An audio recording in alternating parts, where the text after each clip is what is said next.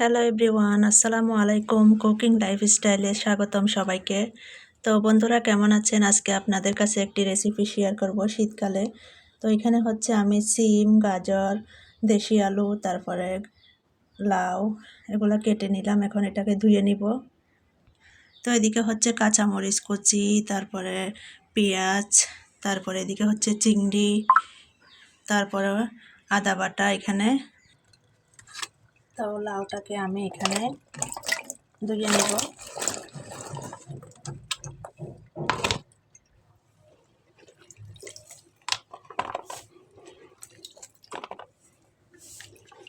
তো লাউর মধ্যে তেমন বেশি কিছু থাকে না, তাই এটাকে আমি দুইবার করে ধুয়ে নিলাম।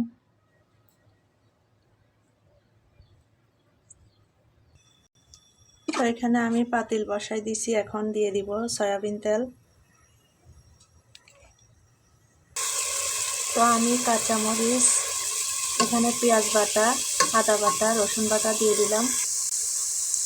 এখন আমি দিয়ে দিব চিংড়ি মাছগুলা।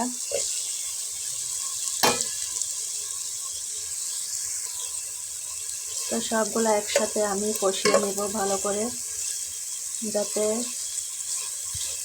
চিংড়ি মাছের গন্ধটা চলে যায়। তার ভালো করে এটাকে আমি তেলে ভেজে নিব, কষিয়ে নিব। এখন আমি দিয়ে দিব হলুদের গুঁড়া, রাঁধুনি মশলা, হালকা করে একটু গোলমরিচের গুঁড়া দিয়ে দিলাম। এখন আমি ভালো করে মশলাগুলো একসাথে মিক্স করে এটাকে কষিয়ে নিব।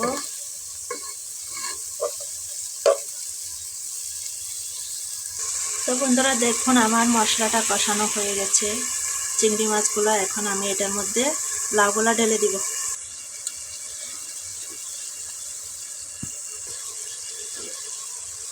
তো এর মধ্যে আমি লাউগুলা দিয়ে দিলাম।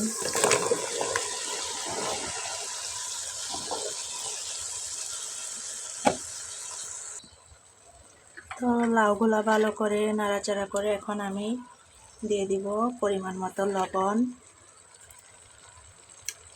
লবণ দিলে হচ্ছে সবজিটা তাড়াতাড়ি সিদ্ধ হয়ে যায়।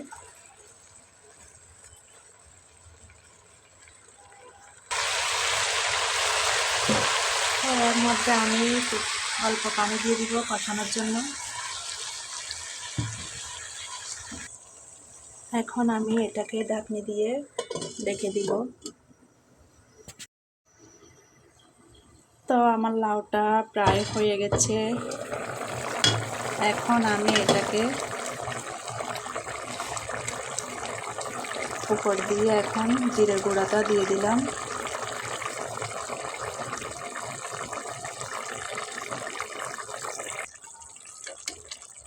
মাশাআল্লাহ, লাউর কালারটা অনেক সুন্দর হয়েছে। তো কার কার কাছে ভালো লাগে এই রেসিপিটা? তো আমাদের কাছে খুবই প্রিয়, আমার ছেলে মেয়েরাও কিন্তু এটা পছন্দ করে, লাউ রান্না চিংড়ি দিয়ে। তো এটা কিছুক্ষণ পরে আমি এটা প্রায় হয়ে গেছে, এটাকে আমি পরিবেশন করে ফেলবো কিছুক্ষণ পরে। তো বন্ধুরা, আমার ভিডিওটি কেউ টেনে টেনে দেখবেন না, সবাই ফুল ওয়াচ করে দেখে নেবেন। তো আবারও কিছুক্ষণের জন্য ঢাকনি দিয়ে এটাকে আমি জাল করে নেব, যাতে ভালো করে এটাকে সিদ্ধ করা হয়। তো লাউটা বেশি সিদ্ধ করলেও কিন্তু চোকা হয়ে যায়। তো লাউ রান্নাটা হয়ে গেছে, এখন আমি এটাকে একটা বাটিতে তুলে নিব।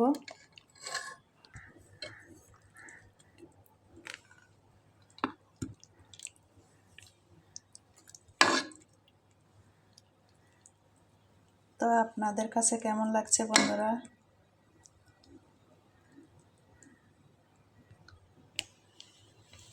তো দেখুন বন্ধুরা, আমার লাউটা হয়ে গেছে। এখন আমার ভিডিওটি কেমন লাগলো আপনাদের কাছে জানিয়ে দিবেন। তো কোনো ভুল ত্রুটি থাকলে আমাকে ক্ষমা দৃষ্টিতে তাকাবেন, যেহেতু আমি এখনও গুছিয়ে কথা বলতে পারি না। পর্যন্ত আল্লাহ হাফেজ।